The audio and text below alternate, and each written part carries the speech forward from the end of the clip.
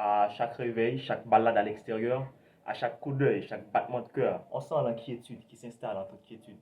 Et c'est devenu une habitude de vivre dans l'incertitude. À chaque inconnu qu'on rencontre, très vite la tension monte. On est maintenant hostile pour tout contact, on est contre. Depuis le temps, on devrait finir par s'habituer. Mais comment se faire à l'idée de vivre sans liberté? À chaque coup de feu, on perd la flamme qui nous maintenait en vie. À chaque fois qu'on se regarde dans les yeux, on ne voit que du feu et c'est tant pis. Et ça empire. On vit une insécurité sécurisée sans doute. On ne sait plus qui contrôle quoi. On voit venir ce que tout le monde redoute. À chaque nouvelle matinée, on se dit qu'aujourd'hui c'est un autre jour. C'est peut-être vrai pour la date, mais la situation suit son cours. À chaque question sans réponse, chaque cri de lassitude, à chaque inconstance, chaque soupir de solitude, on se sent de plus en plus vulnérable et fragile. Et puis soudain surgit une frustration insupportable, mais utile. Alors on veut que ça change. On a envie de survivre.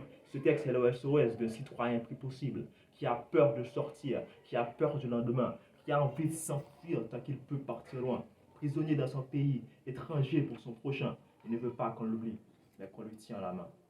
À chaque quartier pris en otage, chaque aveu d'impuissance, à chaque famille mise en cage, chaque cas de conscience, on regarde notre avenir s'enfuir en courant. Il sait peut-être ce que demain nous réserve et ne veut pas nous mettre au courant. À chaque situation stressante, chaque manque de sommeil, la nuit devient longue et pesante, on aimerait tellement voir le soleil. Tout ce qu'on demande, c'est un tout petit peu d'avenir, une petite sécurité, un chez nous, un traitement. On veut retrouver la joie de vivre, de circuler librement. À chaque jour, on fait un pas géant, faire tout ce qu'il y a de pire. De plus, on ne fait plus l'effort de dénoncer et d'agir. À chaque lueur d'espoir disparu, chaque rêve qu'on tue, à chaque fois que le bien est mal vu et que le mal est le bienvenu, c'est la peur qui gagne du terrain, qui en profite. Alors sortir de chez soi devient un acte héroïque.